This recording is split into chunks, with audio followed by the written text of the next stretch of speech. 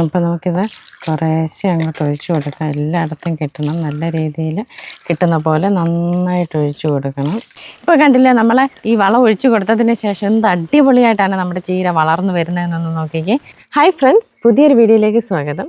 ഇത് കണ്ടോ, ഇത് നമ്മൾ ചീര പറിച്ച് നട്ടതാണ്, പാകി കിളിപ്പിച്ച് പറിച്ച് നട്ടതാണ്. ഇത് നമ്മൾ ഇന്ന് ഇതിന് വളം കൊടുക്കുന്ന രീതിയാണ് നമ്മൾ വീഡിയോ കാണിക്കുന്നത്. നമ്മളിന്ന് കൊടുക്കുന്ന ഈ ഒരൊറ്റ വളം മാത്രം മതി ചീര നല്ല പവർഫുള്ളായിട്ട് വളർന്ന് കയറി വരാനായിട്ട്.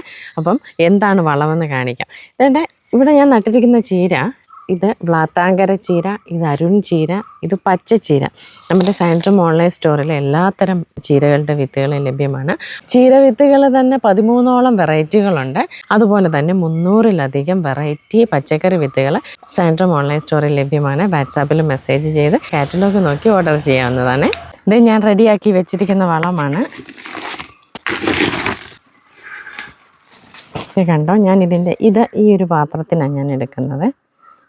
ഇതിൻ്റെ തെളിയായി എടുക്കുന്നത്. ഇതിന് ഒരു പാത്രം വളമാണ് ഞാനിപ്പോൾ എടുത്തിരിക്കുന്നത്. ഇത് കണ്ടോ, ഇത് ഞാനൊരു ബക്കറ്റിലോട്ട് ഒഴിക്കുകയാണ്. ഇതിപ്പോൾ 1 ലിറ്ററിൻ്റെയാണ്. ഇതിനകത്ത് 1 ലിറ്ററാണ് ഞാൻ വളം എടുത്തത്. ഇതൊരു 10 ലിറ്ററിൻ്റെ ബക്കറ്റാണ്. അപ്പം മൊത്തം ഇതിനകത്ത് 10 ലിറ്റർ കൊള്ളും.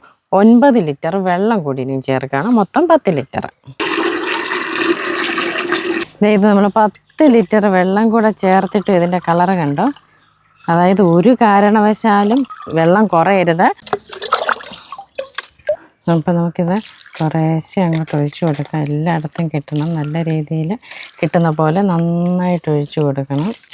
ഈ ഒരൊറ്റ വളം മതി ചീരയുടെ ആരംഭഘട്ടം തൊട്ട് വിളവെടുക്കുന്നത് വരെ കൊടുക്കാം. ഇത് കടലപ്പിണ്ണാക്ക് പൊളിപ്പിച്ചൊഴിക്കുന്നതാണ്. അപ്പോൾ ഇതിൻ്റെ ഫുൾ വീഡിയോ നമ്മുടെ യൂട്യൂബ് ചാനലിലും ഫേസ്ബുക്ക് പേജിലും നമ്മൾ കൊടുത്തിട്ടുണ്ട്.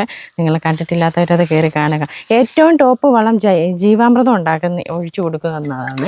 പക്ഷേ ജീവാമൃതം കുറച്ച് പരിപാടിയാണ്, കുറച്ച് പണിയാണ് അത് ചെയ്യും. പക്ഷേ അതിനെ വെല്ലുന്ന ഒരു വളമില്ല. എന്നാൽ ഏകദേശം അതിനടുത്ത് തന്നെ വരുന്ന ഒരു വളമാണ് കടലപ്പിണ്ണാക്ക് പൊളിപ്പിച്ചൊഴിച്ചു കൊടുക്കുക എന്നുള്ളത്. ഡീറ്റെയിൽ ആയിട്ട് ചെയ്യുന്ന വീഡിയോ നമ്മുടെ ഫേസ്ബുക്ക് പേജിലും യൂട്യൂബ് ചാനലിലും കിടപ്പുണ്ട്. എന്നാലും ചെറുതായിട്ടൊന്ന് പറയാം. കടല പിണ്ണാക്കല്ല, കപ്പലണ്ടി പിണ്ണാക്ക് 1 കിലോ, പച്ച ചാണകം 1 കിലോ. പച്ച ചാണകം എല്ലാവർക്കും കിട്ടാനില്ലെങ്കിൽ നനവുള്ള ചാണകപ്പൊടിയാണെങ്കിലും മതി. അത് ഇച്ചിരി കൂടിയാലും കുഴപ്പമൊന്നുമില്ല. പിന്നെ 1/2 കിലോ തൊട്ട് 1 കിലോ വരെ വേപ്പിൻ പിണ്ണാക്ക്, 1/2 കിലോ എല്ലുപൊടി ഓപ്ഷനിലാണ്, വേണമെങ്കിൽ ചേർത്താൽ മതി. ഇത്രയും ഒരു 25 ലിറ്ററിൻ്റെ വെള്ളത്തിൽ ഇട്ടതിന് ശേഷം 1 കിലോയോളം വരുന്ന ശർക്കര ചീകി അതിനകത്ത് ഇടുക. എന്നിട്ട് നെകക്കെ വെള്ളം ഒഴിച്ചു വെക്കുക. നല്ല രീതിയിൽ അടച്ചു വെക്കണം. ഈച്ചയൊന്നും കയറി മുട്ടയിട്ട് പുഴുവാകാതിരിക്കാൻ വേണ്ടിയിട്ട് നന്നായിട്ട് അടച്ചു വെക്കണം. ഒരു തണലുള്ള സ്ഥലത്ത് വെക്കുക. ദിവസവും രാവിലെയോ വൈകിട്ടോ ഏതെങ്കിലും സമയത്ത് ഒരു ദിശയിലൊന്ന് ഇളക്കി കൊടുക്കുക. ഇങ്ങനെ ഒരു 5 ദിവസമൊക്കെ ആകുമ്പോഴത്തേന് ഏകദേശം ഇത് നല്ല രീതിയിൽ വളമാകും.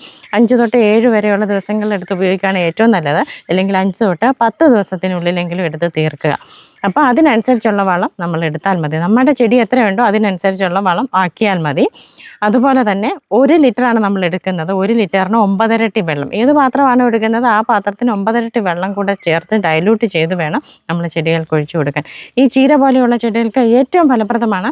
എല്ലാതരം പച്ചക്കറികൾക്കും ഇത് ഉപയോഗിച്ച് കൊടുക്കാനായിട്ട് പറ്റും. ഇപ്പോൾ കണ്ടില്ലേ, നമ്മൾ ഈ വളം ഒഴിച്ചു കൊടുത്തതിന് ശേഷം എന്ത് അടിപൊളിയായിട്ടാണ് നമ്മുടെ ചീര വളർന്നു വരുന്നതെന്നൊന്ന് നോക്കിക്കേ. അപ്പോൾ കൃഷി ചെയ്യുന്നവർ, ജൈവ രീതിയിൽ കൃഷി ചെയ്യുന്നവർ തീർച്ചയായിട്ടും ഇതൊന്ന് ഫോളോ ചെയ്യണം. അപ്പോൾ ഇന്നത്തെ വീഡിയോ നിങ്ങൾക്ക് എല്ലാവർക്കും ഉപകാരപ്രദമായെന്ന് വിശ്വസിക്കുന്നു. മറ്റൊരു വീഡിയോയുമായി വീണ്ടും കാണാം. നന്ദി.